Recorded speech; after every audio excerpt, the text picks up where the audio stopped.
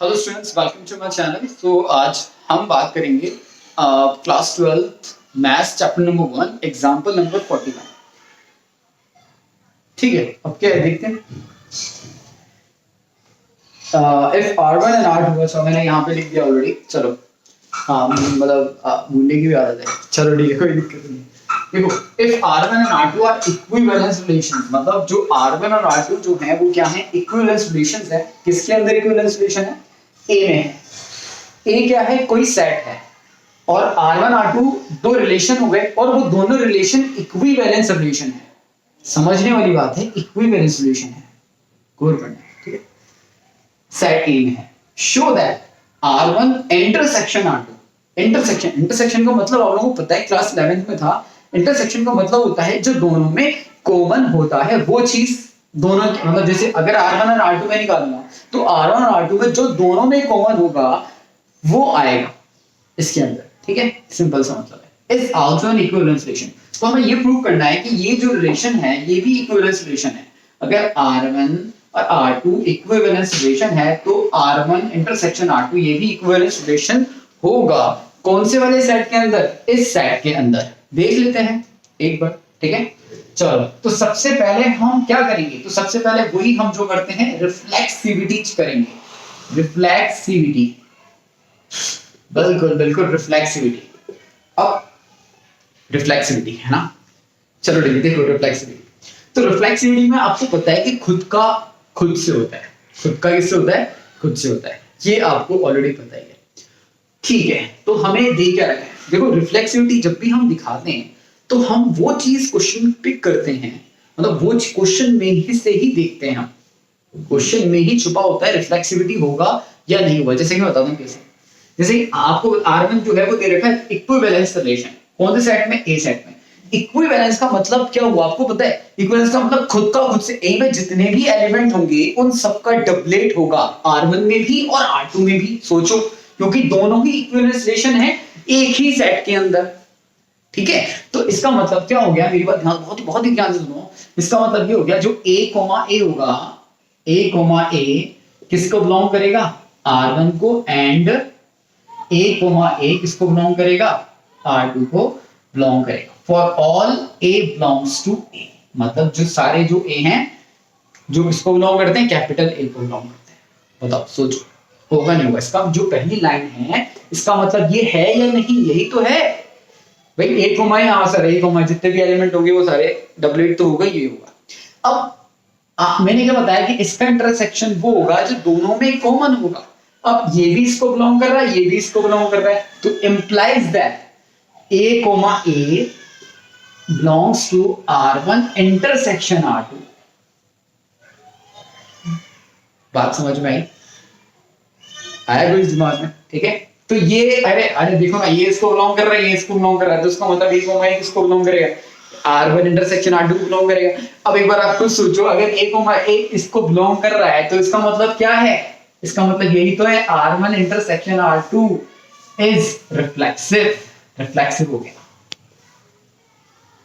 बस इतना सही है। सेकंड, ये फर्स्ट हमारा था जो हमने रिफ्लेक्सिव दिखा दिया। अब हम बात करते हैं इसकी सिमेट्री। क्या ये सिमेट्री है या सिमेट्री नहीं है? ठीक है, सिमेट्री के लिए ध्यान से देखो, रिकॉल करो। सिमेट्री में सरकार अपन को ऑलरेडी ऑप्शन देती है, मतलब सिमेट्री जो रिलेशन होता है वो एक ऑप्शन आपको देता ही है कि ए बी जो है वो तो रिलेशन में बिलोंग करेगा। अगर बी ए भी करेगा तो सिमेट्रिक होगा, वरना नहीं होगा। अच्छा सर, मतलब ए बी सरकार देगी हमें कर रहा है? मैंने कहा हाँ, सिमेट्रिक रिलेशन जो है वो ऐसा ही होता है।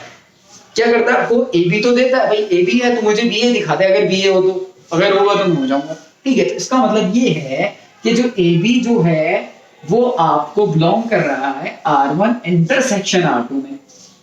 ये ऑलरेडी हमें पता होता है। हमें दिखाना क्या है? हमें ये दिखाना है कि बी ए बी इसको बिलोंग कर रहा हो, बी ए बी इसको बिलोंग कर रहा हो। चलो देखते कर रहा है नहीं कर रहा है, देख लेते हैं। अब देखो ध्यान से, इसका मतलब क्या है वो देखो। अगर ए बी इसको बिलोंग कर रहा है तो इसका मतलब हम समझते हैं जो ए बी जो है वो किसको बिलोंग करेगा? R1 को। एंड ए बी किसको बिलोंग करेगा? R2 को बिलोंग करेगा। और नहीं आएगा यहाँ पे इंटरसेक्शन में एंड आता है। यूनियन में और आता है, ध्यान रखना बहुत डिफरेंस है दोनों के अंदर। ए भी R1 को बिलोंग करेगा, ए भी R2 को बिलोंग करेगा। अरे ये और ये सेम ही तो है, ठीक है। अच्छा सर, अच्छा सर, ठीक है। अब क्या होगा सर, मैंने कहा देखो बहुत ही ध्यान से, है ना, बहुत ध्यान से। अगर ए भी R1 को बिलोंग कर रहा है, अच्छा R1 क्या है, इक्विवेलेंस रिलेशन। अगर ये इक्विवेलेंस रिलेशन है, इसका मतलब ये रिफ्लेक्सिव भी है, सिमेट्रिक भी है और ट्रांजिटिव भी है। तो इसका मतलब ये ऑलरेडी सिमेट्रिक है, तो इसका मतलब मैं क्या लिख सकता हूं, बी ए जो है वो किसको बिलोंग करेगा, R1 को, एंड बी ए किसको बिलोंग करेगा, R2 को। क्यों करेगा, क्योंकि दोनों ही सिमेट्रिक हैं, मतलब इक्विवेलेंस, इक्विवेलेंस है, दो सिमेट्रिक तो हैं। अगर देखो ए बी ए R1 को कर रहा है, बी ए R2 को कर रहा है, इसका मतलब क्या हुआ, बी ए, अगर मैं जिस दिन इन दोनों का इंटरसेक्शन निकाल लूंगा तो बी ए किसको बिलोंग करने लग जाएगा, R1 इंटरसेक्शन R2। करेगा नहीं करेगा, बिल्कुल करेगा, क्यों नहीं करेगा, ठीक है। आगे बढ़े, चलो। अगर ये इसको बिलोंग कर रहा है तो हम यहां पे लिख देंगे R1 intersection R2 is symmetric. वो क्या हो गया, सिमेट्रिक हो गया। सिंपल सी बात है, सिंपल ऐसा है। चलो इसके बाद हमारा थर्ड पॉइंट की हम बात करते हैं, ट्रांजिटिविटी। ट्रांजिटिविटी, चलो ट्रांजिटिविटी देखो। अब ट्रांजिटिविटी क्या होती है, ट्रांजिटिविटी में आप जानते हो सरकार अपन को दो चीजें पहले ही देती है। दो चीजें मतलब सरकार क्या, मतलब ट्रांजिटिव जो रिलेशन है वो आपको दो चीजें पहले ही देता है। भैया ए बी ले लो, बी सी ले लो। अगर ए सी आप दिखा दो तो मैं ट्रांजिटिव हूं, ठीक है। ध्यान रखना, ट्रांजिटिव जब भी दिखाना होगा तो दो चीजें आपको ऑलरेडी देगा। भाई ए बी ले ले, बी बी ए बी ले ले, बी सी ले ले, ए सी दिखा दे, ठीक है। तो वही चीज अपन को करनी है। तो यहां पे हमें देगा ए बी जो है वो किसको बिलोंग कर रहा होगा, R1 इंटरसेक्शन R2, ठीक है। एंड बी सी किसको बिलोंग कर रहा होगा, बी सी बिलोंग कर रहा है हमारे पास किसको, R1 इंटरसेक्शन R2, ठीक है।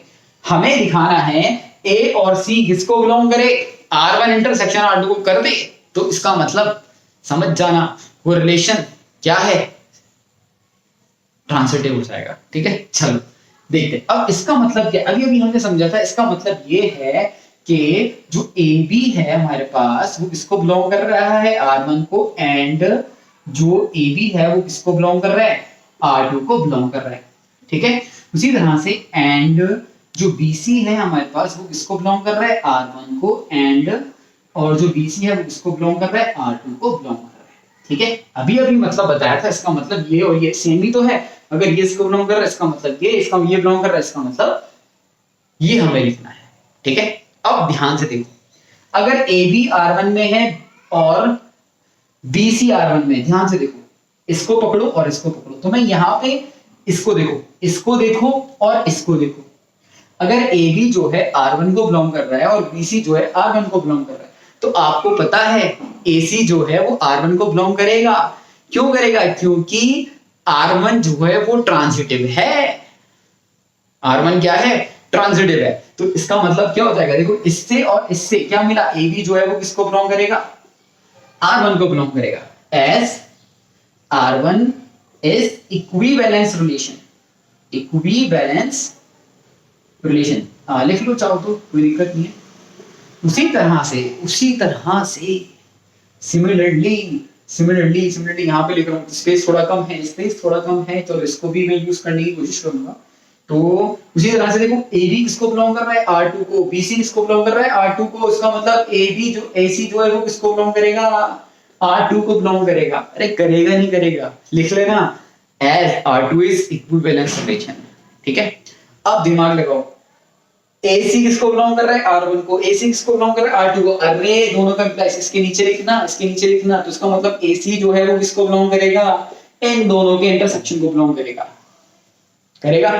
मतलब AB कर रहा है, देखो AB कर रहा है, AB कर रहा है, BC कर रहा है, AC भी कर रहा है, तो इसका मतलब R1 intersection R2 is transitive.